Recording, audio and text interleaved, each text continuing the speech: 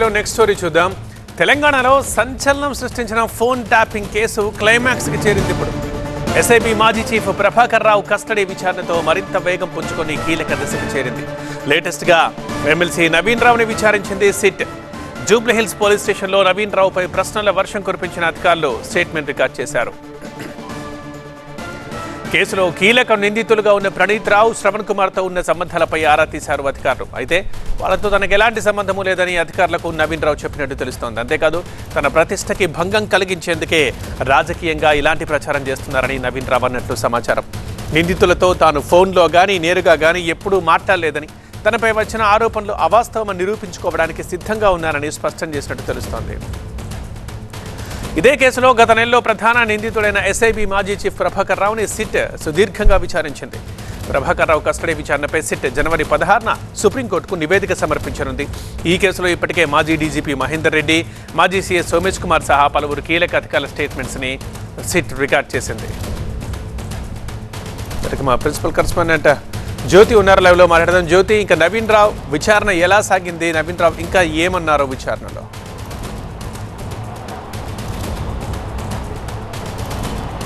ప్రస్తుతానికి జూబ్లీహిల్స్ పోలీస్ స్టేషన్లో నవీన్ రావుకి సంబంధించినటువంటి సిట్ విచారణ కొనసాగుతుంది. సుమారు 5 గంటల నుంచి కూడా ఒకవైపు డిఎస్పీతో పాటు ఏసీపీ ఇద్దరూ కూడా నవీన్ రావును విచారిస్తూ ఉన్నారు. ప్రస్తుతం మనం జూబ్లీహిల్స్ కార్యాలయం దగ్గర ఉన్నాము. ఈరోజు ఉదయం 11 గంటల ప్రాంతంకి వచ్చినటువంటి నవీన్ రావు ప్రస్తుతానికి విచారణ చేస్తున్నారు. ప్రస్తుతం మనం చూస్తూ ఉన్నాము ఒక్కొక్కరుగా ఎవరైతే ఈ యొక్క సిట్కి సంబంధించి కొంతమందిని కూడా పెట్టడం జరిగింది ఆఫీసర్లని. అందులో భాగంగా ఒక్కొక్కరు ఎవరైతే ఉన్నారో ఈ సిట్ విచారణలో ప్రధానమైనటువంటి అధికారులు వాళ్ళు కూడా ఇక్కడికి వచ్చి నవీన్ రావుని ప్రశ్నించేటటువంటి అవకాశం కనిపిస్తుంది. ప్రధానంగా కూడా గతంలో ఏదైతే ఈ యొక్క విక్టిమ్స్ ఉన్నారో వాళ్ళకి సంబంధించినటువంటి స్టేట్మెంట్లు రికార్డ్ చేసినటువంటి సిట్ అధికారులు ఫోన్ ట్యాపింగ్ కేసుకు సంబంధించి ప్రధానంగా ఒక రాజకీయ నేతల స్టేట్మెంట్ను రికార్డ్ చేస్తోంది అని చెప్పుకోవచ్చు.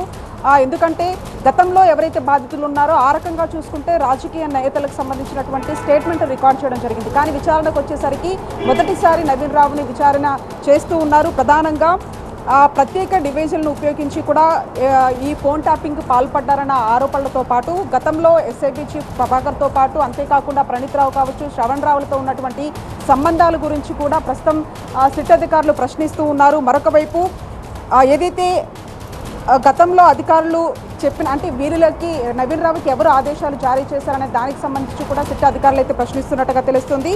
ఈ నేపథ్యంలో నవీన్ రావు ఇచ్చేటటువంటి యొక్క సమాధానంగా రానున్న రోజుల్లో కూడా మరికొంతమంది ముఖ్య నేతలకు టీఆర్ఎస్లో ఉన్నటువంటి వాళ్ళకు కూడా ఈ నోటీసులు ఇచ్చి విచారణకు పిలిచేటటువంటి అవకాశం కనిపిస్తూ ఉంది. ఎందుకంటే ఎప్పుడైతే ప్రభాకర్ రావుకి సంబంధించి వారం రోజుల పాటు విచారణ చేసిన తర్వాత సుప్రీంకోర్టుని ఆశ్రయించినటువంటి సిట్ అధికారులు మరొకసారి వారం రోజులు ఇచ్చారు. మొత్తం 14 రోజుల పాటు విచారణలో 13 రోజుల పాటు విచారణ చేశారు. ఇంకా లాస్ట్ రోజు మాత్రం అటువైపు ఎవరైతే ప్రణీత్ రావుతో పాటు భుజంగరా వీళ్ళందరినీ కూడా కలిపి విచారించినటువంటి పరిస్థితి. ఈ నేపథ్యంలో వాళ్ళు గతంలో ఇచ్చినటువంటి యొక్క స్టేట్మెంట్ కావచ్చు, రిమాండ్ రిపోర్ట్లో కూడా ప్రధానంగా నవీన్ రావు పేరు సిట్ అధికారులు ప్రస్తావించడం. ఈ నేపథ్యంలో నవీన్ రావుకి సంబంధించి ఏదైతే డివైజులు అన్నీ కూడా ఇజ్రాయెల్ నుంచి ఇక్కడికి తెప్పించారన్నటువంటి అంశం కావచ్చు, ప్రధానంగా ఇక్కడ ఫోన్ ట్యాపింగ్ కేసులో కూడా అధికారులు ఎవరైతే ఉన్నారో వాళ్లతో ఉన్నటువంటి సంబంధాలకు సంబంధించి కావచ్చు, ఒక కీలక వ్యక్తిగా ఉన్నారంటూ కూడా సిట్ అధికారులు భావిస్తున్నారు. కాబట్టి ప్రస్తుతం నోటీసులు ఇచ్చి ఈరోజు పిలవడం జరిగింది. అందులో భాగంగానే సుమారు 5 గంటల నుంచి కూడా నవీన్ రావుని విచారిస్తున్నారు. ఈ నేపథ్యంలోనే అసలు ప్రణీత్ రావు కావచ్చు, ఇంకా శ్రవణ్ రావు కావచ్చు, వాళ్ళతో ఉన్నటువంటి సంబంధాల గురించి కూడా అడిగేటటువంటి ప్రయత్నంలో భాగంగా వాళ్ళెవరో తెలియదు అనే విషయాన్ని చెప్పినట్లుగా అయితే సమాచారం అందుతుంది. ఈ నేపథ్యంలో ఆ అంశాలకు సంబంధించి కూడా ప్రస్తుతం అధికారులు నవీన్ రావుని ఇంకా విచారిస్తున్నటువంటి పరిస్థితి. నవీన్ రావు ఇచ్చేటటువంటి స్టేట్మెంట్ ఆధారంగానే రానున్న రోజుల్లో కూడా ఇక రాజకీయ నాయకులు ఎవరైతే ఉంటారో వాళ్ళకి సంబంధించి నోటీసులు ఇచ్చేటటువంటి అవకాశం చాలా స్పష్టంగా కనిపిస్తుంది. గతంలో కేవలం రాజకీయ నాయకులుగా ఉన్నటువంటి వాళ్ళని విక్టిమ్స్గా వచ్చి స్టేట్మెంట్ ఇచ్చినటువంటి ఆ పరిస్థితులు చూసాం. ఎప్పుడైతే కొత్త ఏర్పడినటువంటి ఆ సిట్లో భాగంగా చాలా వేగంగా కూడా ఈ యొక్క ఫోన్ ట్యాపింగ్ కేసుకు సంబంధించి కూడా దర్యాప్తును కొనసాగిస్తున్నారని అయితే చాలా స్పష్టంగా అర్థమవుతుంది. ఈ నేపథ్యంలోనే ప్రస్తుతం పొలిటికల్గా మాత్రం నవీన్ రావుని మొదటిసారి సిట్ విచారణ చేస్తోంది. ఇక రానున్న రోజుల్లో కూడా రాజకీయ నాయకులు కూడా నోటీసులు ఇస్తామనేది ఒకవైపు సిట్ అధికారులు చెప్తున్నటువంటి సమాచారం. మొత్తంగా కూడా ఎస్ఐబిగా అప్పుడు ఉన్నటువంటి అధికారులు ఎవరు, వాళ్ళతో ఉన్నటువంటి సంబంధాలు, డివైజులు ఎక్కడి నుండి తెప్పించారు, అంతేకాకుండా ఫోన్ ట్యాపింగ్కి పాల్పడినటువంటి అంశంలో భాగంగా ఎవరు ఆదేశాలు ఉన్నాయి, అసలు ఫోన్ ట్యాపింగ్కి పాల్పడినటువంటి క్రమంలో ఏం చేశారు అనే దానికి సంబంధించి కూడా పూర్తిగా నవీన్ రావును ప్రశ్నిస్తూ ఉన్నారు సిట్ అధికారులు. ఓకే, రైట్ జ్యోతి. ఇక కోట వినుత డ్రైవర్ రాయుడు హత్య కేసులో మరొక ట్విస్ట్ నెలకొంది. వినుత భర్త చంద్రబాబు విడుదల చేసిన వీడియో ప్రకంపనలు పుట్టిస్తోంది. ముందస్తు ప్రణాళికతోనే రాయుడు హత్య జరిగిందంటూ సంచలన వ్యాఖ్యలు చేశారు. పలు ప్రశ్నలు, అనుమానాలు తెరపైకి తెచ్చారు. రాయుడు హత్య విషయం చెన్నై పోలీసుల కంటే ముందే శ్రీకాళహస్తి ఎమ్మెల్యే సుధీర్ రెడ్డికి ఎలా తెలిసిందని వినుత భర్త చంద్రబాబు ప్రశ్నించడం చర్చనీయాంశంగా మారింది. అసలు రాయుడు హత్య సమయంలో తాము చెన్నై ఆసుపత్రిలో ఉన్నామని వినుత భర్త చంద్రబాబు అంటున్నారు. హత్యకు ముందు రాయుడు రిలీజ్ చేసిన సెల్ఫీ వీడియోలో ఉన్న సమాచారం కొంతేనని, తమ దగ్గర మరిన్ని ఆధారాలున్నాయని అంటున్నారు. త్వరలోనే అన్ని నిజాలు బట్టబయలవుతాయంటున్నారు వినుత భర్త చంద్రబాబు.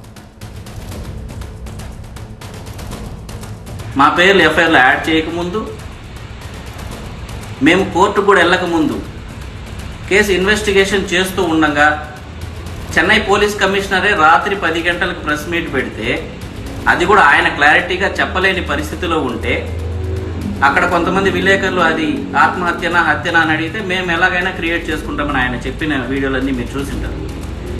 ఇక్కడ శ్రీకాళహస్తి ఎమ్మెల్యే ప్రెస్ మీట్ పెట్టి మరి ఇటు వెళ్ళారు, అటు వెళ్ళారు, అటు చేశారు, ఇట్లా చేశారని ఈయన చెప్పాడంటే, ఈయన అక్కడ పోలీసులకి స్క్రిప్ట్ ఇచ్చాడా, ఈయన ఇక్కడ నుంచి సిఐని పంపించి అక్కడ ఏమేం డ్రామాలు ప్లే చేశాడు? ఇక డ్రైవర్ రాయుడు హత్య కేసులో నిందితులుగా ఉన్న కోట వినుత దంపతులు కొద్ది రోజుల క్రితం బెయిల్పై రిలీజ్ అయ్యారు. అప్పటి నుంచి డ్రైవర్ రాయుడు హత్య కేసుకు సంబంధించి పలు కీలక వ్యాఖ్యలు చేస్తూ వస్తున్నారు. ఈ క్రమంలోనే ఇప్పుడు వినుత భర్త చంద్రబాబు ఒక వీడియో విడుదల చేయడం, అందులో శ్రీకాళహస్తి ఎమ్మెల్యే సుధీర్ రెడ్డి టార్గెట్ గా సంచలన విషయాలు వెల్లడించడంతో ఈ కేసు మరో టర్న్ తీసుకుంటోంది. మా ప్రతినిధి రాజు దీనికి సంబంధించిన మరిన్ని అప్డేట్స్ అందిస్తారు. రాజు,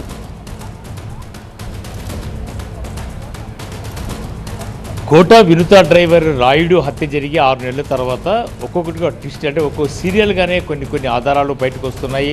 ఇవి చేస్తున్నటువంటి ఆధారాల, ఆరోపణల అన్నది మాత్రము ఇప్పటి వరకు కూడా మనం నిర్ధారించకపోయినా వస్తున్నటువంటి కామెంట్స్ పైన మాత్రము బొజ్జల సుధీర్ టార్గెట్గానే కోట వినుత, చంద్రబాబు ఇద్దరూ కూడా చేస్తున్నట్టుగా స్పష్టమవుతున్న పరిస్థితి కనిపిస్తుంది. అయితే ఇప్పటికే కోట వినుత ఒక సెల్ఫీ వీడియోని రిలీజ్ చేసింది. ఆ తర్వాత హత్య జరగక ముందు తీసినటువంటి కోట వినుత డ్రైవర్ రాయుడుకు సంబంధించిన ఒక సెల్ఫీ బయటకు వచ్చింది. ఇప్పుడు కోట చంద్రబాబు, అంటే ఈ 3 వీడియోలను పరిశీలిస్తే ఈ 3 వీడియోల్లో కూడా బొజ్జల సుధీర్ రెడ్డి పేరునే ప్రముఖంగా ప్రస్తావించినట్టుగా తెలుస్తుంది. అయితే రాజకీయంగా ఎదుర్కోలేకనే కోట వినుత రాజకీయ ఎదుగుదలను ఓర్వలేకనే ఈ రకమైన కుట్ర పన్ని తమను రాజకీయ సమాధి చేసేందుకే ఈ ప్రయత్నం జరిగిందన్నదే ప్రధానమైన ఆరోపణ. 13 నిమిషాల వీడియోలో చంద్రబాబు చేసిన ఆరోపణ.